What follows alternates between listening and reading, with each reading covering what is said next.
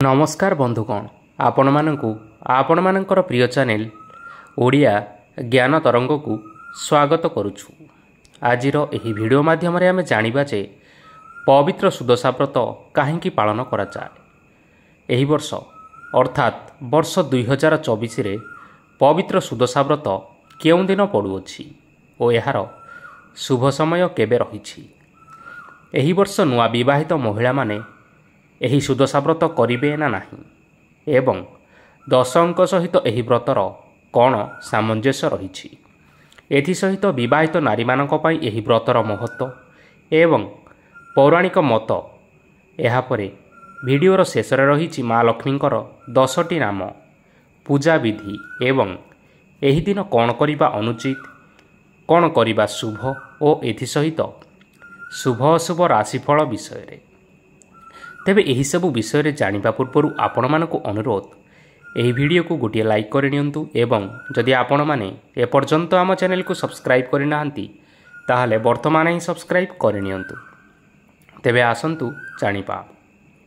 बंधुगण, उत्कलीय संस्कृति रे ओषा और व्रतर यथेष्ट गुरुत्वपूर्ण भूमिका रहिछि।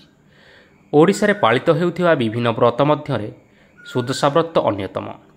ऐश्वर्यर देवी माँ लक्ष्मींकर आराधनार पर्व हेउछि सुदशा व्रत एवं एही वर्ष एही पर्व निष्ठा और भक्तिमय परिवेश मध्यरे सारा राज्य रे पालन कराजिबो। तेबे जदि कोनोसी मासर शुक्लपक्ष दशमी तिथि गुरुवार दिन पड़ी थाए तेबे सेही गुरुवार दिनटी को आमे सुदशा व्रत भावरे मानि थाउ बा एही दिन सुदशा व्रत पालन करा जाई थाए। एवं जदि एही दिन विवाह तिथि रही थाए तेबे एहाकु नुआ सुदशा व्रत मध्य कुहा जाई थाए। माने एही दिन नव विवाहित बा प्रथम करी विवाहित होइथिबा महिला माने व्रत आरंभ करिथांती। घरर सुख समृद्धि और शांति बजाय रखिबा पई गृहिणी माने एही व्रत को पालन करिथांती।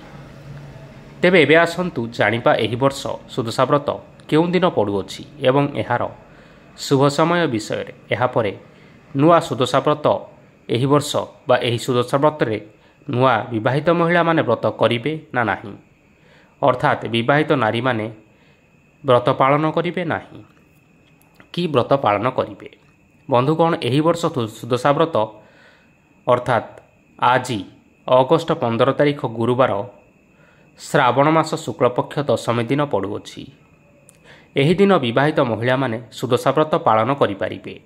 सुदशा व्रतर शुभ समय रहिछि सकाळ 5:26 रु अर्थात सकाळ सूर्योदय परठारु आरंभ होई दिन 10:23 पर्यंत रहुछि।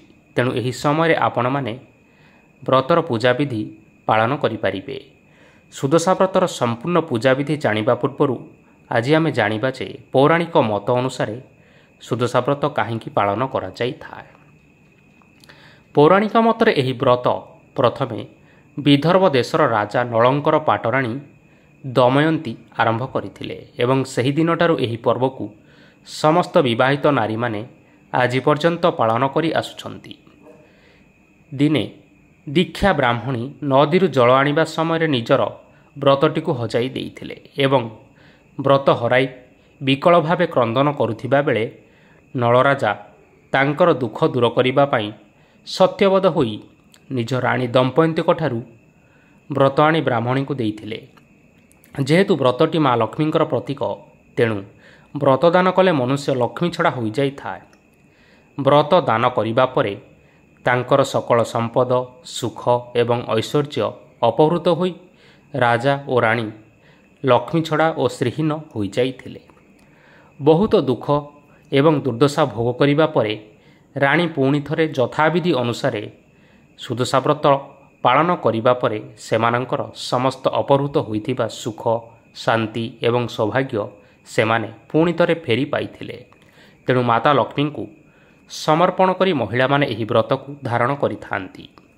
सुदशा शब्दर अर्थ हेउची सु अर्थ शुभ बा सकारात्मक एवं दशा हेउची दश अंकर महत्व। एहार अन्य अर्थ हेउची मनुष्यर दुर्दशा को सुदशारे परिणत करुथिबार व्रत हेउची सुदशा व्रत। तेणु सुदशा व्रतरे ଦଶ ପାଖୁଡ଼ା ପଦ୍ମ, 10 ବର୍ଣ୍ଣ ମୁରୁଜ, 10 ମୁଖୀ ଦୀପ, 10 ମୁଠି ଚାଉଳ, 10 ଗୋଟି କଦଳୀ, 10 ଗୋଟି ମଣ୍ଡା ସହିତ ମା ଲକ୍ଷ୍ମୀଙ୍କର 10ଟି ନାମ ଉଚ୍ଚାରଣ କରି ମହିଳାମାନେ ଏହି ଦିନ 10 ଖିଅ ଧଳା ସୂତାରେ 10 ଗୋଟି ଗଣ୍ଠି ଦେଇ ବ୍ରତ ପୂଜା କରିଥାନ୍ତି ଏବଂ ସେହି ବ୍ରତକୁ ପରବର୍ତ୍ତୀ ସୁଦଶା ବ୍ରତ ପର୍ଯ୍ୟନ୍ତ ନିଜର ବାହୁରେ ଧାରଣ କରିଥାନ୍ତି। ବ୍ରତରେ 10ଟି ଗଣ୍ଠି ଦେବା ସମୟରେ ମା ଲକ୍ଷ୍ମୀଙ୍କର ଏହି 10ଟି ନାମ ନିଶ୍ଚୟ ଉଚ୍ଚାରଣ କରିବା ଉଚିତ, ନଚେତ୍ ବ୍ରତର କୌଣସି ମହତ୍ତ୍ୱ ରହିନଥାଏ। ସେହି ଗଣ୍ଠିଗୁଡ଼ିକର ନାମ ହେଉଛି, ପ୍ରଥମ ନାମ ହେଉଛି ଲକ୍ଷ୍ମୀ ନାରାୟଣୀ, ଦ୍ୱିତୀୟ ନାମ ହେଉଛି କମଳିନୀ, ତୃତୀୟ ନାମ ହେଉଛି ଶ୍ରୀହରି ହରପ୍ରିୟା, ଚତୁର୍ଥ ନାମ ହେଉଛି ପଦ୍ମାଳୟା, ପଞ୍ଚମ ନାମ ହେଉଛି କମଳା, ଷଷ୍ଠ ନାମ ହେଉଛି ଚଞ୍ଚଳା, ସପ୍ତମ ନାମ ହେଉଛି ବିଘ୍ନେଶିନୀ, ଅଷ୍ଟମ ନାମ ହେଉଛି ସିନ୍ଦୁର ଦୋଳଣୀ, ନବମ ନାମ ହେଉଛି ଦୁର୍ଗତି ନାଶିନୀ, ଦଶମ ତଥା ଅନ୍ତିମ ନାମ ହେଉଛି ବିଷ୍ଣୁ ପାଟରାଣୀ। ପୂଜାବିଧି ଏବଂ ଏହି ଦିନ କ'ଣ କରିବେ ଓ କ'ଣ କରିବେ ନାହିଁ, ଏହିସବୁ ଜାଣିବା ପାଇଁ ଆପଣମାନେ କମେଣ୍ଟ ବକ୍ସରେ ଜୟ ମା ଲକ୍ଷ୍ମୀ ନିଶ୍ଚୟ ଲେଖନ୍ତୁ ଏବଂ ମା ଲକ୍ଷ୍ମୀଙ୍କର କୃପା ପାଇବା ପାଇଁ ଏହି ଭିଡ଼ିଓକୁ 10 ଜଣ ପାଖଙ୍କୁ ସେୟାର କରନ୍ତୁ। ଏହା ଆପଣ ହ୍ୱାଟ୍ସଆପ୍ ଏବଂ ଫେସବୁକ୍ ମାଧ୍ୟମରେ ମଧ୍ୟ ସେୟାର କରିପାରିବେ। ଏହି ସୁଦଶା ବ୍ରତ ଦିନ ଆପଣମାନେ ଆପଣଙ୍କ ଘରକୁ ପରିଷ୍କାର ପରିଚ୍ଛନ୍ନ ନିଶ୍ଚୟ ରଖନ୍ତୁ ଏବଂ ଏହା ବ୍ୟତୀତ ଘରକୁ ଭଲରେ ଉଜ୍ଜଳ କରି ରଖନ୍ତୁ। ଘରକୁ କେବେ ହେଲେ ଅନ୍ଧାର କରି ରଖନ୍ତୁ ନାହିଁ। ଏହି ଦିନ ଆପଣ ସୂର୍ଯ୍ୟୋଦୟ ପୂର୍ବରୁ ସେଜତ୍ୟାଗ ବା ଶଯ୍ୟାତ୍ୟାଗ ନିଶ୍ଚୟ କରନ୍ତୁ। ସୁଦଶା ବ୍ରତ ପୂଜାରେ ମା ଲକ୍ଷ୍ମୀଙ୍କର ପାଖରେ 3ଟି ବେଳାର ଭୋଗ ଲଗାଯାଇଥାଏ। ପ୍ରଭାତ ବା ସକାଳ ସମୟରେ 10 ପ୍ରକାରର ଫଳ ଓ 10ଟି ଛେନାର ଭୋଗ ଲଗାଯାଇଥାଏ। ମଧ୍ୟାହ୍ନ କାଳରେ 10ଟି ମଣ୍ଡା ପିଠା ଓ ସନ୍ଧ୍ୟା ସମୟରେ 10ଟି ଛେନାପଣାର ଭୋଗ ଲଗାଯାଇଥାଏ। ହେଲେ ବନ୍ଧୁଗଣ, ଏହି କଥାର ଧ୍ୟାନ ନିଶ୍ଚୟ ରଖିବେ ଯେ ମା ଲକ୍ଷ୍ମୀଙ୍କ ପାଖରେ ଯେଉଁ ସବୁ ଭୋଗକୁ ଲଗାଇବେ ସେହି ଭୋଗକୁ ନିଜ ପରିବାର ଲୋକଙ୍କ ଛଡ଼ା ଅନ୍ୟ କୌଣସି ଲୋକଙ୍କୁ ବାଣ୍ଟିବେ ନାହିଁ ବା ଖାଇବା ପାଇଁ ଦେବେ ନାହିଁ, ନଚେତ୍ ଆପଣଙ୍କର ଉପରେ ମା ଲକ୍ଷ୍ମୀଙ୍କର କୃପ ପଡ଼ିପାରେ ଏବଂ ମା ଲକ୍ଷ୍ମୀ ଆପଣଙ୍କ ଘରକୁ ତ୍ୟାଗ କରିପାରନ୍ତି, ଯାହା ତଥା ଆପଣଙ୍କୁ ଲକ୍ଷ୍ମୀ ଛଡ଼ା କରିଦେଇପାରେ। ସୁଦଶା ବ୍ରତର ପୂଜା ବ୍ରହ୍ମ ମୁହୂର୍ତ୍ତରେ ଆରମ୍ଭ କରିବା ଅତ୍ୟନ୍ତ ଶୁଭ ହୋଇଥାଏ, କାରଣ ଏହା ମାନ୍ୟତା ରହିଛି ଯେ ସେହି ସମୟରେ ମା ଲକ୍ଷ୍ମୀ ମନ୍ଦିରରୁ ବାହାରେ ନିଜ ଭକ୍ତମାନଙ୍କ ଘରକୁ ବୁଲିବା ପାଇଁ ଯାଇଥାନ୍ତି। ତେଣୁ ସୂର୍ଯ୍ୟ ଉଦୟ ହେବା ପୂର୍ବରୁ ଆପଣମାନେ ଶଯ୍ୟାତ୍ୟାଗ କରି ହଳଦୀ ଲଗାଇ ନିଶ୍ଚୟ ସ୍ନାନ କରିବେ ଏବଂ ଧଳା, ନାଲି ରଙ୍ଗ ବା ହଳଦୀ ରଙ୍ଗର ଶାଢ଼ୀ ପିନ୍ଧି ସୁଦଶା ବ୍ରତ ପୂଜାକୁ ଆପଣମାନେ ଆରମ୍ଭ କରିବେ। ଏହା ସହିତ ମଥାରେ ସିନ୍ଦୁର ଓ ପାଦରେ ଅଳତା ଲଗାଇବା ପାଇଁ କେବେ ବି ଭୁଲିବେ ନାହିଁ। ଏବେ ଆସନ୍ତୁ ଜାଣିବା ସୁଦଶା ବ୍ରତ ଦିନ କ'ଣ କରିବେ ଓ କ'ଣ କରିବେ ନାହିଁ। ଯଦି ଆପଣମାନେ ସୁଦଶା ବ୍ରତ ପୂଜାବିଧିରେ ବା ସୁଦଶା ବ୍ରତର ପୂଜାବିଧି ବିଷୟରେ ଏବଂ ବ୍ରତ ପାଳନ କରିବାର ଶୁଭ ମୁହୂର୍ତ୍ତ ବିଷୟରେ ଜାଣିବା ପାଇଁ ଚାହୁଁଛନ୍ତି, ତେବେ ଡେସ୍କ୍ରିପସନରେ ଦିଆଯାଇଥିବା ଲିଙ୍କରେ କ୍ଲିକ୍ କରି ଦେଖିପାରିବେ। ଆସନ୍ତୁ ଜାଣିବା ଏହି ଦିନ କ'ଣ କରିବା ଶୁଭ ହୋଇଥାଏ ଏବଂ କ'ଣ କରିବା ଅଶୁଭ ହୋଇଥାଏ। ଗୁରୁବାର ଅର୍ଥାତ୍ ସୁଦଶା ବ୍ରତ ଦିନ ବିଳମ୍ବ ଯାଏ ଶୋଇ ରୁହନ୍ତୁ ନାହିଁ। ଏହି ଦିନ ସକାଳୁ ଉଠି ପ୍ରଥମେ ଘରଦ୍ୱାର ସଫା କରିବା ଆବଶ୍ୟକ। ସକାଳୁ ଉଠିବା ପରେ ବାସି ବିଛଣାରେ ପଡ଼ିଥିବା ଅବସ୍ଥାରେ ପୂଜା ଓ ବ୍ରତ କେବେ ହେଲେ କରନ୍ତୁ ନାହିଁ। ପ୍ରଥମେ ବାସି ବିଛଣା ଉଠାଇ ଘରକୁ ଝାଡ଼ୁ କରନ୍ତୁ। ପରେ ଘର ପୋଛିବା ପରେ ହଳଦୀ ଲଗାଇ ସ୍ନାନ କରି ମା ଲକ୍ଷ୍ମୀଙ୍କର ପୂଜା ଆରମ୍ଭ କରନ୍ତୁ। ଗୁରୁବାର ସୁଦଶା ବ୍ରତ ଦିନ ପ୍ରଥମେ ତୁଳସୀ ଚଉରା ନିକଟରେ ମା ବୃନ୍ଦାବତୀଙ୍କୁ ପୂଜା କରିବା ପାଇଁ ଆପଣମାନେ ଯାଇପାରିବେ ଏବଂ ଏହାପରେ ଠାକୁର ଘରେ ମା ଲକ୍ଷ୍ମୀଙ୍କର ପୂଜା କରିବେ। ଗୁରୁବାର ସୁଦଶା ବ୍ରତ ବୃହସ୍ପତିଙ୍କୁ ସମର୍ପିତ ହୋଇଥିବା କାରଣରୁ ଦେବଗୁରୁଙ୍କର ପ୍ରିୟ ହଳଦିଆ ରଙ୍ଗର ବସ୍ତ୍ର ପରିଧାନ କରନ୍ତୁ। ଭଗବାନ ବିଷ୍ଣୁଙ୍କୁ ମଧ୍ୟ ହଳଦିଆ ରଙ୍ଗ ପସନ୍ଦ ଅଟେ, ତେଣୁ ଭଗବାନ ବିଷ୍ଣୁଙ୍କୁ ହଳଦିଆ ଫୁଲ ଅର୍ପଣ କରନ୍ତୁ। ହଳଦିଆ ରଙ୍ଗର ବସ୍ତୁ ଦାନ କରିବା ଶୁଭ ବୋଲି କୁହାଯାଏ। ଏହି ଦିନ ହଳଦୀ, ଚଣା ଡାଲି କିମ୍ବା ପାଚିଲା କଦଳୀ ଦାନ କରନ୍ତୁ। ଏହା ସହ ଏହି ଦିନ ବୃହସ୍ପତିଙ୍କର ମନ୍ତ୍ର 108 ଥର ଜପ କରନ୍ତୁ। ନିଶ୍ଚୟ ଶୁଭ ଫଳ ମିଳିବ। ସୁଦଶା ବ୍ରତ ହେଉଛି ମା ଲକ୍ଷ୍ମୀଙ୍କର ଅତି ପ୍ରିୟ ଦିନ।